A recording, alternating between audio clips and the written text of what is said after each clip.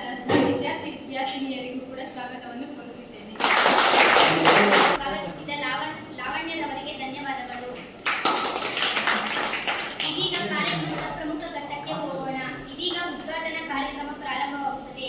ಈ ಒಂದು ಕಾರ್ಯಕ್ರಮದ ಉದ್ಘಾಟಕರಾಗಿ ಆಗಮಿಸಿರುವ ಶ್ರೀಯುತರು ಮತ್ತು ವೇದಿಕೆಯ ಮೇಲಿರುವ ಎಲ್ಲರೂ ಈ ಒಂದು ಕಾರ್ಯಕ್ರಮವನ್ನು ಇಂದು ತಮ್ಮಲ್ಲಿ ವಿನಂತಿಸಿಕೊಳ್ಳುತ್ತೇನೆ.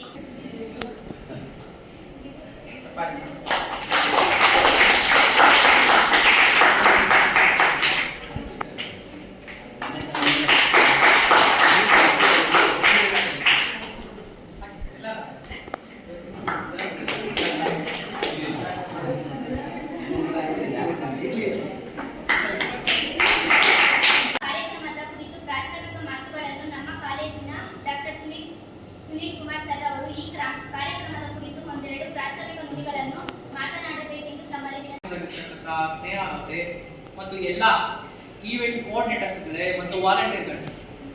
ಇವತ್ತು ನಾವು ಇಲ್ಲಿ ಸೇರಿದ ವಿಷಯ ನಿಮ್ಗೆಲ್ಲರಿಗೂ ಗೊತ್ತಿದೆ. ಸೆಕೆಂಡ್ ವೀಕ್ ಆನ್ ಡೇ ಅಂತ ಮಾಡ್ತಾ ಇದ್ದೀವಿ. ಇದು ಯಾವುದೇ ಸೆಲೆಬ್ರೇಷನ್ ಅಲ್ಲ, ಇದು ಒಂದು ಲರ್ನಿಂಗ್ ವರ್ಕ್ಶಾಪ್. ನಿಮ್ಗೆಲ್ಲರಿಗೂ ಗೊತ್ತಿದೆ ಈವೆಂಟ್ ಮ್ಯಾನೇಜ್ಮೆಂಟ್ ಅಂತಕ್ಕಂಥದ್ದು ಸೆಕೆಂಡ್ ಬಿ ಕಾಮಲ್ಲಿ ಥರ್ಡ್ ಸೆಮಿಸ್ಟರಲ್ಲಿ ಒಂದು ಸಬ್ಜೆಕ್ಟ್ 5 ಚಾಪ್ಟರ್ ಇರ್ತದೆ. ಅದ್ರಲ್ಲಿ ನಾವು ಯಶಸ್ವಿಯಾಗಿ ಮೊದಲನೇ ಚಾಪ್ಟರ್ನ ಟೀಚ್ ಮಾಡಿದ್ದೀವಿ, ನಾಲೆಡ್ಜ್ ತಗೊಂಡಿದ್ದೀವಿ. ಬರೀ ನಾಲೆಡ್ಜು ಮ್ಯಾಟರ್ ಆಗೋದಿಲ್ಲ. Every one of you, I am happy that as a part of the Department of Management, I am happy to address the gathering over here. First, I would like to thank our honorable beloved principal of the Seshtiguda organization, Professor Chandrasekhar sir, and IPSC coordinator Sunil Kumar sir, who has organized this program, and the head of the Department of Commerce and Management, Professor Mala Madam, and the Department of Library, head of the Department of Library and Information Officer, Professor Anand sir, and my friends and my colleagues, Professor Nagendra sir, Professor Jason Kumar sir, and Ashok sir, and Vanita madam, and I welcome every one of you. So, in this occasion, I need to speak about event management. As a management person, I am very much happy to speak. I have several hours to speak, even though I need to tell you few things. See, compared to Indian education system, why international education system is coming forward? Because instead of learning in classroom, they are learning practically. They are involving in each and everything. See, as per AICTE and UGC said that reduce classroom teaching and make them to involve in practical thinking. So, it is very easy to inculcate the information from the books. It is very easy to listen the prophecy given by the professors in the classroom, and it is very easy to write the information. But you will not be having experience with those things. Once you get an experience, you can start up whatever you want. Let me give one small example. You have learned uncertainty and risk. You know the meaning of risk. ಗಂಡಾಂತರ ಎಂದರೇನು, uncertainty ಅನಿಶ್ಚಿತತೆ ಎಂದರೇನು ನಿಮಗೆ ಗೊತ್ತು. But you do not know the difference between uncertainty. ಭಾವನೆಗಳಿಂದ ಹೋಗ್ತಾ ಇಲ್ಲ ನಾವು. ಅದಕ್ಕೆ ನಮ್ಮ ವ್ಯವಹಾರದಲ್ಲಿ ನಮ್ಮ ಬಿಸ್ನೆಸ್ ಮ್ಯಾನೇಜ್ಮೆಂಟ್ ಅವ್ರು ಬಿಡ್ತಾರ, ಎಲ್ಲಿ ಯಾರ ಮನೆ ಹಾಳಾಯ್ತದೋ ಅದೊಂದು ಬಿಸ್ನೆಸ್ ಸ್ಟಾರ್ಟ್ ಮಾಡ್ತಾರೆ. ಬಿಸ್ನೆಸ್ ಮ್ಯಾನೇಜ್ಮೆಂಟ್ ಅಂದ್ರೆ ಇಷ್ಟು. ಬಿಸ್ನೆಸ್ ಅಂದ್ರೆ ಏನಿಲ್ಲ, business is nothing but creation of opportunity. So ಈಗ ಯಾರು ಮನೆಗೆ ಹೋಗಿ ಮದುವೆಗೆ ಹೋಗೋದು ಕರಿಯಕ್ಕೆ ಆದ್ರು ಅಡುಗೆ ಮಾಡೋಕ್ಕೆ ಕಷ್ಟ, ಭಟ್ರನ್ನ ಅಪಾಯಿಂಟ್ ಮಾಡೋದು. ಸೊ ಭಟ್ಟ ಬರ್ತಾನೆ, ಅವ್ನು ಅಡುಗೆ ಮಾಡ್ತಾನೆ. ಈಗ ನೋಡಿದ trend has been change, full ಎಲ್ಲ ಕ್ಯಾಟ್ರಿಂಗ್. ಸೊ ಮನೆಗೆ ಹೋಗಿ ಕರೆಯೋದು ಇಲ್ಲ, ಮದುವೆ ಮನೆಗೂ ಅಷ್ಟೇ. ಸೊ ಮದುವೆಗೆ ಬರೋರಿಗೆಲ್ಲ ನಮಸ್ಕಾರ ಹೊಡಿಯೋದು ಯಾರು ಬರ್ತಾನೆ ಗೊತ್ತಿರಲ್ಲ ನಮಗೆ. ಅರ್ಥ ಆಯ್ತಲ್ವಾ? ಇಲ್ಲೆಲ್ಲ ಕೇಳ್ಕೊಟ್ಟೆ, ಯಾರಾದ್ರೂ ಸತ್ರೆ ತಮಿಳ್ನಾಡಿಂದ ಅಡೋರು ಕರ್ತಾರಂತೆ.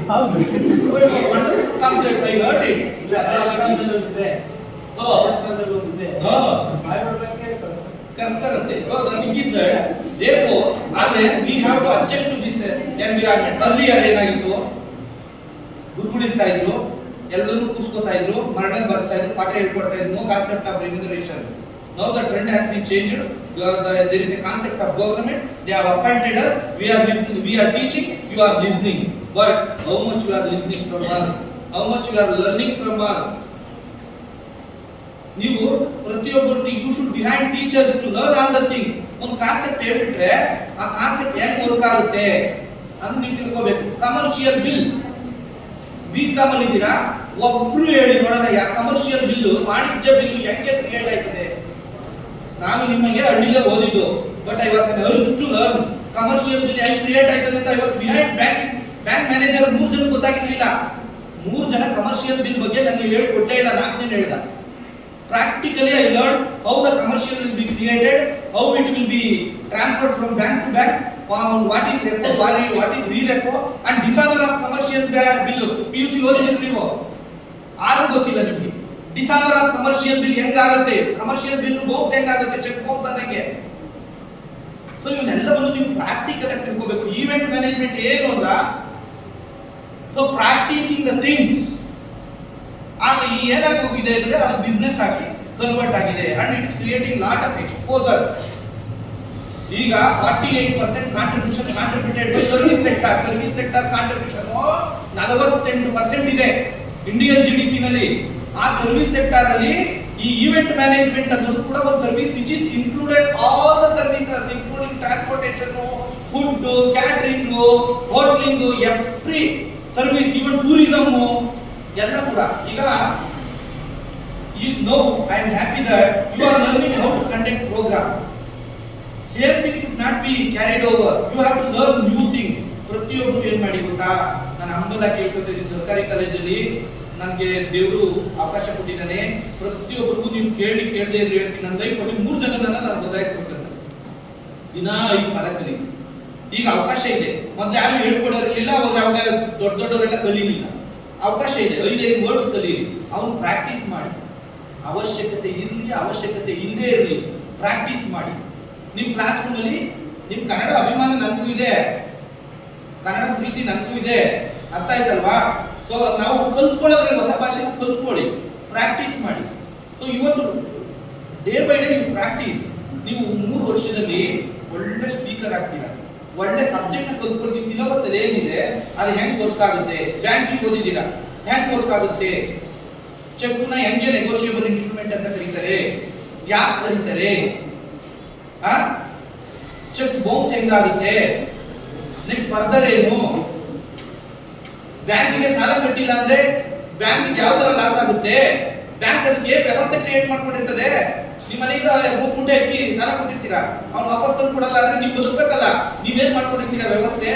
ಅದೇ ತರ ಬ್ಯಾಂಕು ಏನ್ ಮಾಡ್ಕೊಂಡಿದೆ, ಬೇಸಲ್ ನಾರ್ಮ್ಸ್ ಏನ್ ಹೇಳುತ್ತೆ, ನೀವು ಕಾನ್ಸೆಪ್ಟ್ ಅನ್ನ ಕೂತಿತ್ತವ್ರೆ ನೋಡಿ. ಈಗ everything is easy, chat GPT, YouTube ಎಲ್ಲ ಇದೆ. ನಮ್ಮ ಕಾಲದಲ್ಲಿ ಏನು ಇರಲಿಲ್ಲ, ನಾವು ಓದುವಾಗ ಆ ಕಾಲದಲ್ಲಿ ಏನು ಇರಲಿಲ್ಲ. ಚಾಟ್ GPT ಇದೆ, ಯೂಟ್ಯೂಬ್ ಇದೆ, ಇಂಟರ್ನೆಟ್ ಇದೆ, PDF ಅದೆಲ್ಲ ಕೊಡುತ್ತೆ, ಪ್ರಾಕ್ಟಿಕಲ್ ವಿಡಿಯೋಸ್ ಇದಾವೆ ನೋಡಿ. ನಾನು ಒಬ್ಬರನ್ನು ಕೂಡ ಸಬ್ಜೆಕ್ಟ್ ರಿಲೇಟೆಡ್ ಯೂಟ್ಯೂಬ್ ನೋಡಿದ್ದನ್ನ ನಾನು ನೋಡಲೇ ಇಲ್ಲ ಸ್ಟೂಡೆಂಟ್ಸ್. ಅಂದ್ಬಿಟ್ಟು ಬೇರೆ ಎಲ್ಲ ರೀಲ್ಸ್ ನೋಡ್ತಾ ಇರ್ತೀರಾ, ಅರ್ಥ ಆಯ್ತಲ್ವಾ? ಸೊ ಸಬ್ಜೆಕ್ಟ್ ಓರಿಯೆಂಟೆಡ್ ತಿಳ್ಕೊಳ್ಳಿ, ಕಲ್ತ್ಕೊಳ್ಳಿ, ಪ್ರತಿಯೊಂದು ಅಪ್ಲೈ ಮಾಡ್ಕೊಳ್ಳಿ. ಹೇಳ್ಕೊಟ್ಟು ಮಾತು ಕಟ್ಕೊಂಡು ಬುದ್ಧಿ ಯಾವತ್ತೂ ಇರಲ್ಲ. ನಿಮ್ಮ ಜೀವನದಲ್ಲಿ ನೀವು ಯಾವ್ದು ಎಕ್ಸ್ಪೀರಿಯನ್ಸ್ ಮಾಡ್ತೀರಾ ಅದು ನಿಮ್ಮ ಜೀವನದಲ್ಲಿ ಕೊನೆವರೆಗೂ ಉಳ್ಕೊಳ್ಳುತ್ತೆ. ನಿಮ್ಮೆಲ್ಲ ಸಮಸ್ಯೆಗಳಿಂದ ನೀವು ಹೊರಗಡೆ ಬರ್ಬೇಕಂತ ಅಂದ್ರೆ ನೀವು ಕಲಿತಿರೋದನ್ನ ಕರೆಕ್ಟಾಗಿ ನೋಡ್ಕೋಬೇಕು. ನೀವೇನ್ ಮಾಡ್ತಾ ಇದ್ದೀರಾ ಅದನ್ನ ಕರೆಕ್ಟಾಗಿ ಮಾಡಿ ಮುಗಿಸ್ಬೇಕು, ಅರ್ಥ ಆಯ್ತಲ್ವಾ? ನಿಮ್ಮೆಲ್ಲ ಎಲ್ಲ ಫಾಸ್ಟ್ ಹೆಂಗೆ ಸೊಸೈಟಿ ಅಂತಂದ್ರೆ ಎಕ್ಸಾಮ್ ಬರೆಯಬೇಕಾಗಿಲ್ಲ, ನಮಗೆ ಕೋರ್ಸ್ ಮುಗಿದ್ಬಿಟ್ಟು ಸರ್ಟಿಫಿಕೇಟ್ ಸಿಕ್ಬಿಟ್ರೆ ಸಾಕು ಅನ್ನೋ ಲೆವೆಲ್ಗೆ ಮಕ್ಕಳು ಮೈಂಡಲ್ಲಿ ಬಂದ್ಬಿಟ್ಟಿದೆ. ಅದರಿಂದ ಹೊರಗಡೆ ಬರಬೇಕು. ಪ್ರತಿಯೊಂದು ಕಾನ್ಸೆಪ್ಟನ್ನು ಪ್ರಾಕ್ಟಿಕಲ್ ಆಗಿ ಕಲ್ತ್ಕೊಳ್ಳಿ. ಆಕ್ಚುಲಿ ಈವೆಂಟ್ ಮ್ಯಾನೇಜ್ಮೆಂಟ್ ಕಾನ್ಸೆಪ್ಟ್ ಅನ್ನೋದು ನಾವು ಸಿಲೆಬಸ್ ಅಲ್ಲಿ ಇನ್ಕ್ಲೂಡ್ ಮಾಡಬೇಕಾದಾಗ ಅನ್ಕೊಂಡ್ವಿ ಏನಂತಂದ್ರೆ ಪ್ರಾಕ್ಟಿಕಲ್ ನಾಲೆಜ್ ಮಕ್ಕಳಿಗೆ ಬರಬೇಕು ಅನ್ನೋ ಸಬ್ಜೆಕ್ಟ್ ಇಂಟ್ರೊಡ್ಯೂಸ್ ಮಾಡಬೇಕು ಅಂತಂದ್ರೆ ಯೂಶಲ್ ಆಗಿ ನಮಗೆ ಏನಾಗುತ್ತೆ ಅಂತಂದ್ರೆ ಕಾರ್ಯಕ್ರಮಗಳಿಗೆ ನೀವು ಹೋಗ್ತಾ ಇರ್ತೀರಾ, ಎಲ್ಲರೂ ಗೊತ್ತಲ್ವಾ? ಯಾವ್ಯಾವ ಕಾರ್ಯಕ್ರಮಗಳಿಗೆ ಹೋಗ್ತಾ ಇರ್ತೀರಾ ಹೇಳಿ? ಬರ್ತ್ಡೇ ಪಾರ್ಟಿಗಳಿಗೆ ಹೋಗ್ತಾ ಇರ್ತೀರಾ, ಮದುವೆಗೆ ಹೋಗ್ತಾ ಇರ್ತೀರಾ, ಹೋಗ್ತಾನೆ. ಇವೆಲ್ಲ ರೆಗ್ಯುಲರ್ ಆಗಿ ನಮಗೆ ಮನೆಗಳಲ್ಲಿ ನಡೆಯುವಂತಹ ಒಂದು ಕಾರ್ಯಕ್ರಮ.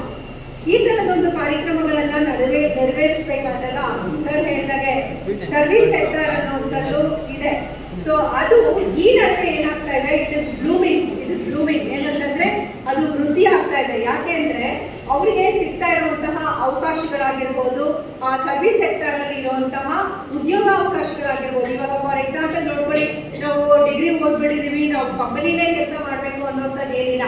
ಒಂದು ಸಣ್ಣ ಈವೆಂಟ್ ಮ್ಯಾನೇಜ್ಮೆಂಟ್ ಇದಿಟ್ಕೊಂಡ್ರು ಸಾಕು, ಒಂದು ಬೊಟಿಕ್ ಇಟ್ಕೊಂಡ್ರೆ ಹೆಣ್ಮಕ್ಳು ಎಷ್ಟೋ ಜನ ಅದರಲ್ಲಿ ಕೂಡ ಚಿನ್ನ ಮಾಡ್ತಾ ಇದ್ದಾರೆ. ಒಂದು ಸಣ್ಣ ಬೊಟಿಕ್ ಇಟ್ಕೊಂಡು ಅದರಲ್ಲಿ ಬೇಕಾಗಿರುವಂತಹ ಕಸ್ಟಮೈಸ್ ಅಂತಂದ್ರೆ ಪ್ರತಿಯೊಬ್ಬರಿಗೆ ಯಾಕೆ ಬೇಕೋ ಆ ರೀತಿ ಅವರಿಗೆ ಬಟ್ಟೆಗಳನ್ನ ಕೊಡ್ಕೊಡುವಂತಹ ಒಂದು ವ್ಯವಸ್ಥೆ, ಅದನ್ನ ಮಾಡಿಕೊಂಡು ಟೈಲರಿಂಗ್ ಕಲಿತು ಅದರಲ್ಲಿ ವೃದ್ಧಿಸ್ಕೊಂಡು ಹೋಗ್ತಿದ್ದಾರೆ. ಹಾಗೆ ಅದು ಒಂದು ಈವೆಂಟ್ ಇದೇನೆ. ಸೊ ಹಾಗಾಗಿ ಪ್ರತಿಯೊಂದು ಕಾರ್ಯಕ್ರಮದಲ್ಲೂ ಕೂಡ ಇವಾಗ ಔಟ್ಸೋರ್ಸಿಂಗ್ ಅಂತ ನಾವೇನ್ ಕರಿತೀವಿ, ಈಗ ಇರುವಂತಹ ಬಿಸಿ ಶೆಡ್ಯೂಲ್ಸ್ ಅಲ್ಲಿ ಏನಾಗ್ತಿದೆ, ಎಲ್ಲಾನು ಒಬ್ಬರೇ ಆರ್ಗನೈಸ್ ಮಾಡ್ಕೊಳ್ಳೋಕೆ ತುಂಬಾ ಕಷ್ಟ ಆಗ್ತಾ ಇದೆ. ಹೌದಾ?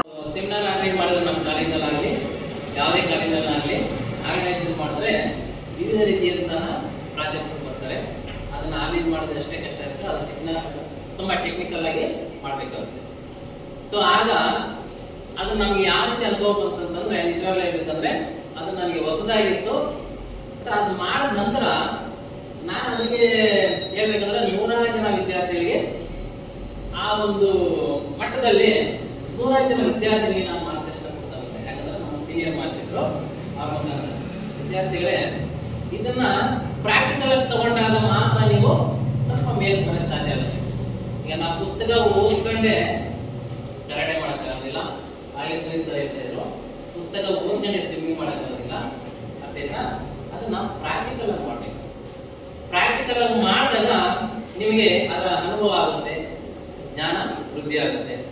ಈಗ ನೀವೆಲ್ಲ ನಾನ್ ಮೆಚುರಿಟಿ ಏನಲ್ಲ, ನೀವೆಲ್ಲ ಮೆಚುರಿಟಿ ವಿದ್ಯಾರ್ಥಿ. ಸೊ ಹಂಗಾಗಿ ನಿಮಗೆ ಯಾವುದು ಒಳ್ಳೆಯದು, ಯಾವುದು ನಮಗೆ ಜೀವನಕ್ಕೆ ಬೇಕಾದಂತಹ ರೀತಿಯಲ್ಲಿ ನಾವು ಅಭಿವೃದ್ಧಿ ಆಗ್ಬೋದು, ಯಾವುದನ್ನ ರೂಢಿಸ್ಕೊಬೋದು, ಯಾವುದನ್ನ ಬಿಡ್ಬೋದು ಅಂತ ಎಲ್ಲ ರೀತಿಯಲ್ಲಿ ನಿಮಗೆ ಗೊತ್ತಿರ್ತಕ್ಕಂತಹ ಜ್ಞಾನ ನಿಮಗಿದೆ. ಸೊ ಹಂಗಾಗಿ ವಿದ್ಯಾರ್ಥಿಗಳೇ, ಪ್ರತಿಯೊಬ್ಬರಲ್ಲೂ ನಿಮ್ಮದೇ ಆದಂತಹ ಜ್ಞಾನ ನಾಲೆಡ್ಜ್ ನಿಮ್ಮಲ್ಲಿದೆ. ಬಟ್ ಅದನ್ನ ಉಪಯೋಗಿಸಿಕೊಂಡು ನೀವು ಅಭಿವೃದ್ಧಿ ಆಗಬೇಕು. ಹೆಚ್ಚಿನ ವಿದ್ಯಾರ್ಥಿಗಳು ಈಗಾಗಲೇ ಸಾಕಷ್ಟು ವಿಸ್ತಾರವಾಗಿ ವಿವರವಾಗಿ ಎಲ್ಲಾದ್ರೂ ಮಾತಾಡಿದ್ದಾರೆ. ಸಿಂಪಲ್ ಆಗಿರ್ತೇನೆ. ನಾನು ಕಾಲೇಜಲ್ಲಿ ಹೋಗ್ಬೇಕಾದ್ರೆ, B.Ed ಕಾಲೇಜಲ್ಲಿ ಹೋಗ್ಬೇಕಾದ್ರೆ ಶಂಕರೇಗೌಡ ಸರ್ ಅಂತಿದ್ರು. ಅವರು ಎಲ್ಲರಿಗೂ ಒಂದು ಪ್ರಶ್ನೆಯನ್ನು ಮಾಡಿದ್ರು, ನೀವು ಇದುವರೆಗೂ ಡಿಗ್ರಿಯನ್ನು ಕಂಪ್ಲೀಟ್ ಮಾಡ್ಕೊಂಡು ಬಂದಿದ್ದೀರ, ನಿಮ್ಮ ಡಿಗ್ರಿಯಿಂದ ಸರ್ಕಾರಿ ಜಾಬ್ ಬಿಟ್ಟು ಏನಾದರೂ ಕೆಲಸ ಬೇರೆ ಏನಾದರೂ ಜಾಬ್ ಮಾಡ್ತೀನಿ ಅಂದ್ರೆ ಯಾವುದು ಮಾಡ್ತೀರಾ, ಹೇಗೆ ಮಾಡ್ತೀರಾ ಅಂತ ಕೇಳೋ ಪ್ರಶ್ನೆ ಕೇಳಿ. ನಿಮ್ಮ ಡಿಗ್ರಿ ಕಲಿಸಿರುವಂತ ಸ್ಕಿಲ್ ಇಂದ.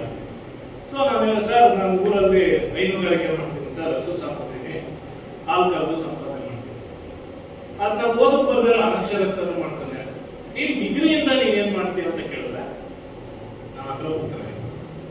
ಅಂತಹ ಸ್ಕಿಲ್ಗಳನ್ನ ನಾನು ಕಲಿತಂತ ಡಿಗ್ರಿಯಲ್ಲಿ ನಾನು ಯಾವಾಗಲೂ ಕಲಿತೀನಿ. ಸೊ ಎಜುಕೇಶನ್ ಅನ್ನೋದು ಸ್ಕಿಲ್ ಬೇಸ್ಡ್ ಎಜುಕೇಶನ್ ಅಂತ, ಅಂದ್ರೆ ಕೌಶಲ್ಯವನ್ನ ಕಲಿಸ್ಬೇಕು ಅಂತ. ಈಗ ನಿಮ್ಗೆ ಅದೇ KJK ಅಂತ ಏನೋ ಮಾಡ್ತಾರೆ, ಕಲಿಕೆ ಜೊತೆ ಕೌಶಲ್ಯ, ಅಂದ್ರೆ ಎಲ್ಲರೂ ಕೂಡ ಗೌರ್ಮೆಂಟ್ ಜಾಬ್ ತಗೊಳ್ಳೋಕ್ಕಾಗಲ್ಲ, ಆದ್ರೆ ಅವರ ಜೀವನವನ್ನ ನಿರ್ವಹಣೆ ಮಾಡ್ಕೊಂಡು ಹೋಗುವಂತ ಒಂದು ಕೆಲಸವನ್ನ ನಿರ್ವಹಿಸುವಂತ ಸಾಮರ್ಥ್ಯವನ್ನ ಅವ್ರು ಬೆಳೆಸಬೇಕು ಅನ್ನೋದು ಅದರ ಉದ್ದೇಶ, ಸ್ಕಿಲ್. ಸೊ ಈ ಇವೆಂಟ್ ಮ್ಯಾನೇಜ್ಮೆಂಟ್ ಏನಿಲ್ಲ, ಅದು ಒಂದು ಸ್ಕಿಲ್. ಅದರಲ್ಲೂ ಯಾವುದೇ ಒಂದು ನೀವು ಏನಾದ್ರೂ ಪ್ರೈವೇಟ್ ಆಗಿ ನೀವು ಮಾಡ್ತೀನಿ ಅಂತ ಹೇಳಿದ್ರೆ ಬಂಡವಾಳ ಇಲ್ಲದೇನೆ ಯಾವುದನ್ನು ಕೂಡ ನೀವು ಮಾಡ್ಲಿಕ್ಕಾಗಲ್ಲ. ಎಲ್ಲದಕ್ಕೂ ಒಂದು ಬೇಸಿಕ್ ಇನ್ವೆಸ್ಟ್ಮೆಂಟ್ ಅಂತ ಬೇಕು. ಆದ್ರೆ ಈ ಇವೆಂಟ್ ಮ್ಯಾನೇಜ್ಮೆಂಟ್ ಇದೆಯಲ್ಲ, ನೀವು ವಿತೌಟ್ ಇನ್ವೆಸ್ಟ್ಮೆಂಟ್, ₹1 ನೀವು ಇನ್ವೆಸ್ಟ್ಮೆಂಟ್ ಮಾಡೋದು ಬೇಡ, ಒಳ್ಳೆ ಕಮ್ಯುನಿಕೇಶನ್ ಸ್ಕಿಲ್ ಇಟ್ಕೊಂಡು ನೀವು ಅದ್ಭುತವಾಗಿ ಒಂದು ಇವೆಂಟ್ ಮ್ಯಾನೇಜ್ಮೆಂಟ್ ಅನ್ನು ಮಾಡಿಕೊಂಡು ತುಂಬಾ ಚೆನ್ನಾಗಿ ಹಣ ಸಂಪಾದನೆ ಮಾಡಿ. ಫಾರ್ ಎಕ್ಸಾಂಪಲ್, ಯಾವುದೋ ಒಂದು ಮದುವೆಯ ಒಂದು ಇವೆಂಟ್ ಮ್ಯಾನೇಜ್ಮೆಂಟ್ ಅನ್ನು ತಗೊಂಡು ಪ್ರತಿಯೊಬ್ಬರು ಸಿಗ್ತಾರ, ಅಡಿಗೆ ಭಟ್ರಿಂದ ಹಿಡಿದು ಡೆಕೋರೇಷನ್ ಇಂದ ಹಿಡಿದು ಅದಕ್ಕೆ ಆರ್ಕೆಸ್ಟ್ರಾ ಇಂದ ಹಿಡಿದು ಏನೇನು ಭಟ್ರಿಂದ ಹಿಡಿದು ಎಲ್ಲರೂ ಸಿಗ್ತಾರೆ. ಅವ್ರ ಕಾಂಟ್ಯಾಕ್ಟ್ ಅಷ್ಟೇ ನೀವು ಇಟ್ಕೊಂಡಿರ್ತೀರ. ಅವ್ರು ಏನ್ ಪ್ರೈಸ್ ಫಿಕ್ಸ್ ಮಾಡಿರ್ತೀವೋ ಅದ್ರ ಮೇಲೆ ನಿಮ್ಗೆ ಏನ್ ಪ್ರಾಫಿಟ್ ಬೇಕೋ 10%, 15% ಇಟ್ಕೊಂಡು ಕೋಟ್ ಮಾಡ್ತೀರಾ, ಅವ್ರು ಬಂದವ್ರಿಗೆ ಕೋಟ್ ಮಾಡ್ತೀರಾ. ನೀವು ಜಸ್ಟ್ ಅವ್ರು ಇನ್ಫಾರ್ಮ್ ಮಾಡಿ ಅವ್ರನ್ನ ಕರೆಸಿ ಮ್ಯಾನೇಜ್ ಮಾಡ್ತೀರಾ ಅಷ್ಟೇ, ಯಾವ ದುಡ್ಡು ಖರ್ಚಿಲ್ಲ, ಎಲ್ಲ ಅವರೇ ಮಾಡ್ಕೊತಾರೆ. ಅದಕ್ಕೆ ಪೇಮೆಂಟ್ ಮಾತ್ರ ನಿಮಗೆ ಎಕ್ಸ್ಟ್ರಾ 10% ಅಥವಾ 15% ಪೇಮೆಂಟ್ ನಿಮಗೆ ಬರ್ತಾರೆ. ಮಾಡ್ತಾ ಇದ್ದೀವಿ ಅಂತ ಅವ್ರು ಕೇಳಿದಾಗ ಸರ್ ಇಟ್ಕೊಂಡು ಏನು ಇವೆಂಟ್ ಅಮ್ಮ ಏನು ಅಂದರು. ಮತ್ತೆ ನಾನೇ ಎಕ್ಸ್ಪ್ಲೇನ್ ಮಾಡಿದ್ದಾದ್ಮೇಲೆ ಟೈಮ್ ನೋಡಿದ್ರು, ಟೈಮ್ ಎಲ್ಲ ಹಾಕಿದ್ದೀರಾ ನೋಡಿಸ್ರಿ ಅಂತಂದ್ರು. ನಾವು ಇಟ್ಕೊಂಡು ಟೈಮ್ ನೋಡಿಸಿದ್ವಿ. ಟೈಮ್ ನೋಡಿಸಿದಾದ್ಮೇಲೆ ಸರ್ ಹೇಳಿದ್ರು ಎಲ್ಲರಿಗೂ ಕ್ಲಾಸಸ್ ಇರುತ್ತೆ, ಯಾವ ಥರ ಬರ್ತಾರೆ ಲೆಕ್ಚರರ್ಸ್ ಎಲ್ಲ ಅಂತಂದ್ರು. ಮತ್ತೆ ಸರ್ ನಾವು ಟೈಮ್ ಅಂದರೆ ಸರ್ ಹೇಳಿದ್ರು ಟೈಮ್ ಚೇಂಜ್ ಮಾಡ್ಕೊತೀರಾ ಅಂತ ಕೇಳಿದ್ರು ಅಷ್ಟೇ. ನಾವು ಸುನೀಲ್ ಸರ್ ಇದ್ರು, ನಾವು ಆ್ಯಕ್ಚುಲಿ ಸುನೀಲ್ ಸರ್ನ ಬಂದ್ಬಿಟ್ಟು ಪರ್ಮಿಷನ್ ಕೇಳಬೇಕಾಗಿತ್ತು. ಸರ್ ಈ ಥರ ನಾವು ಹಿಂಗೆ ಟೈಮ್ ಎಕ್ಸ್ಚೇಂಜ್ ಮಾಡ್ತಾ ಇದ್ವಿ, ಚೇಂಜ್ ಮಾಡ್ತಾ ಇದ್ವಿ ಸರ್ ಏನು ಪರ್ಮಿಷನ್ ಕೇಳಿದ್ರೆ ಅಲ್ಲೇ ಏನು ಮಾಡಿದ್ದೀವಿ ಚೇಂಜ್ ಮಾಡಿಬಿಟ್ಟು ಎಲ್ಲರ ಹತ್ರನೂ ಲೆಕ್ಚರರ್ ಹತ್ರ ಹೋಗ್ಬಿಟ್ಟು ಸೈನ್ ಹಾಕ್ಸ್ಕೊಂಡು ಬಂದಾದ್ಮೇಲೆ ನಾವು ಸರ್ಗೆ ಇನ್ಫಾರ್ಮ್ ಮಾಡಿದ್ವಿ. ಸರ್ ಈ ಥರ ಹಿಂಗೆ ಟೈಮ್ ಚೇಂಜ್ ಮಾಡಿದ್ದೀವಿ, ಹಿಂಗೆ ಆಗ್ತಿದ್ದೀವಿ ಅಂತ. ಮತ್ತು ನಾವು ಏನು ಚೇಂಜ್ ಮಾಡ್ಕೋಬೇಕು ಅಂತಂದರೆ ಇವೆಂಟ್ ಮಾಡಿದ್ವಿ, ಎಲ್ಲ ಚೆನ್ನಾಗಿ ಬಂತು. ಆದರೆ ಅಲ್ಲಿ ಆ್ಯಕ್ಚುಲಿ ಇವೆಂಟ್ ಮಾಡಿದ್ವಿ ನಾವು ಯಾರನ್ನ ಮಾತಾಡಿದ್ರೆ ಚೆನ್ನಾಗಿರುತ್ತೆ, ಎಲ್ಲ ಲೆಕ್ಚರರ್ಸೇ ಮಾತಾಡಿದ್ರು, ಅದೊಂದು ಪಾಯಿಂಟು. ಮತ್ತು ಟೈಮು ಇನ್ನೂ ಸ್ವಲ್ಪ ಇರಬೇಕಾಗಿತ್ತು, ಅಂದರೆ ಟೈಮ್ ಸಿಗಿಲ್ಲ, ಎಲ್ಲರೂ ಬೇಗ ಹೊರಟೋದ್ರು. ಇದಿದ್ರೆ ಇನ್ನೂ ಸ್ವಲ್ಪ ಮಾತಾಡ್ಬೋದಾಗಿತ್ತು ಅನಿಸ್ತು. ಮತ್ತು ಸರ್ ಏನು ಮಾಡ್ತಿದ್ರು, ಸಡೇ ಅಮೌಂಟ್ ಹೋಗ್ಬಿಟ್ಟು ಎಲ್ಲ ಮಾಡ್ತಿದ್ದಲ್ಲ. ಈ ಸರಿ ನನಗೆ ತಗೊಂಡು ಅಂತಂದರೆ ನಾವೇ ಅಮೌಂಟ್ ಹೋಗ್ಬಿಟ್ಟು ನಾವೇ ಮಾಡಿ, ಅಂದರೆ ಸರ್ ಗೈಡ್ಲೈನ್ಸ್ ಮಾಡಿದ್ರು ಇದು ಹಿಂಗೆ ಮಾಡಿ ಅಂತ.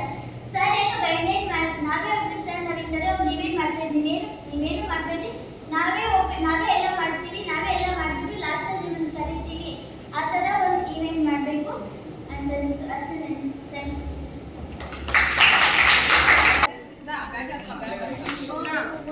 ಇಟ್ಕೊಂಡೆ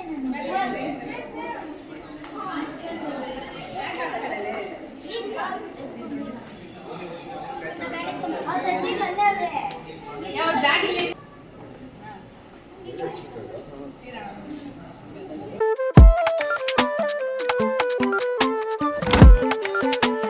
Each and every subject should be practical.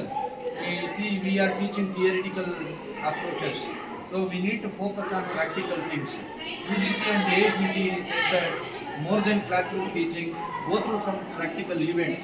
I appreciate the effort by the students regarding event management as a management person.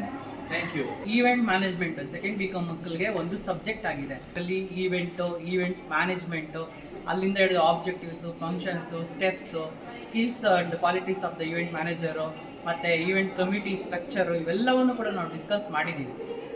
ಆ ಡಿಸ್ಕಸ್ ಮಾಡಿದ್ದು ಥಿಯರಿಟಿಕಲ್ ನಾಲೆಡ್ಜು, ಅದನ್ನು ಸ್ಕಿಲ್ಲಾಗಿ ಕನ್ವರ್ಟ್ ಮಾಡುವಂತಹ ಒಂದು ಪ್ರಯತ್ನ ಇವತ್ತು ಈವೆಂಟ್ ಮಕ್ಕಳೇ ಮಾಡ್ತಿದ್ದಾರೆ. ಅವ್ರು ಏನು ಕಲ್ತಿದ್ದಾರೆ ಫಸ್ಟ್ ಚಾಪ್ಟ್ರಲ್ಲಿ ಅವೆಲ್ಲ principles, especially principles of event management, ಇವೆಲ್ಲವನ್ನು ಅವರು ಫಾಲೋ ಮಾಡಿ ಅವ್ರು ಇವತ್ತು ಒಂದು ಈವೆಂಟ್ ಮಾಡ್ತಿದ್ದಾರೆ. After this event last step evaluation and feedback, ಅದು ಕೂಡ ಮಾಡಿ ಈವೆಂಟ್ನ ಸಕ್ಸಸ್ಫುಲ್ ಮಾಡ್ತಾರೆ.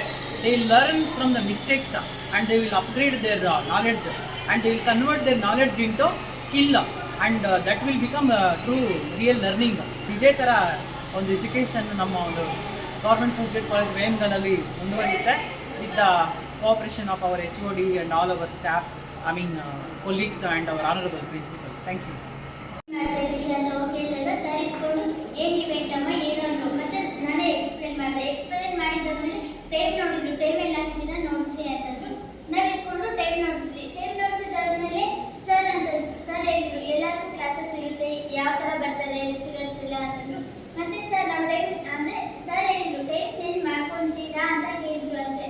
ನಾವು ಸುನೀಲ್ ಸರ್ ಇದ್ರು, ನಾವು ಆ್ಯಕ್ಚುಲಿ ಸುನೀಲ್ ಸರ್ನ ಬಂದ್ಬಿಟ್ಟು ಪರ್ಮಿಷನ್ ಕೇಳಬೇಕಾಗಿತ್ತು. ಸರ್ ಈ ಥರ ನಾವು ಹಿಂಗೆ ಟೈಮ್ ಎಕ್ಸ್ಚೇಂಜ್ ಮಾಡ್ತಾ ಇದ್ವಿ, ಚೇಂಜ್ ಮಾಡ್ತಾ ಇದ್ವಿ ಸರ್ ಏನು ಪರ್ಮಿಷನ್ ಕೇಳಿದ್ರೆ ಅಲ್ಲೇ ಏನು ಮಾಡಿದ್ದೀವಿ ಚೇಂಜ್ ಮಾಡಿಬಿಟ್ಟು ಎಲ್ಲರ ಹತ್ರನೂ ಲೆಕ್ಚರರ್ ಹತ್ರ ಹೋಗ್ಬಿಟ್ಟು ಸೈನ್ ಹಾಕ್ಸ್ಕೊಂಡು ಬಂದಾದ್ಮೇಲೆ ನಾವು ಸರ್ಗೆ ಇನ್ಫಾರ್ಮ್ ಮಾಡಿದ್ವಿ. ಸರ್ ಈ ಥರ ಹಿಂಗೆ ಟೈಮ್ ಚೇಂಜ್ ಮಾಡಿದ್ದೀವಿ, ಹಿಂಗೆ ಆಗ್ತಿದ್ದೀವಿ ಅಂತ. ಮತ್ತು ನಾವು ಏನು ಚೇಂಜ್ ಮಾಡ್ಕೋಬೇಕು ಅಂತಂದರೆ ಇವೆಂಟ್ ಮಾಡಿದ್ವಿ, ಎಲ್ಲ ಚೆನ್ನಾಗಿ ಬಂತು. ಆದರೆ ಅಲ್ಲಿ ಆ್ಯಕ್ಚುಲಿ ಇವೆಂಟ್ ಮಾಡಿದ್ವಿ ನಾವು ಯಾರನ್ನ ಮಾತಾಡಿದ್ರೆ ಚೆನ್ನಾಗಿರುತ್ತೆ, ಎಲ್ಲ ಲೆಕ್ಚರರ್ಸೇ ಮಾತಾಡಿದ್ರು, ಅದೊಂದು ಪಾಯಿಂಟು. ಮತ್ತು ಟೈಮು ಇನ್ನೂ ಸ್ವಲ್ಪ ಇರಬೇಕಾಗಿತ್ತು, ಅಂದರೆ ಟೈಮ್ ಸಿಗಿಲ್ಲ, ಎಲ್ಲರೂ ಬೇಗ ಹೊರಟೋದ್ರು. ಇದಿದ್ರೆ ಇನ್ನೂ ಸ್ವಲ್ಪ ಮಾತಾಡ್ಬೋದಾಗಿತ್ತು ಅನಿಸ್ತು. ಮತ್ತು ಸರ್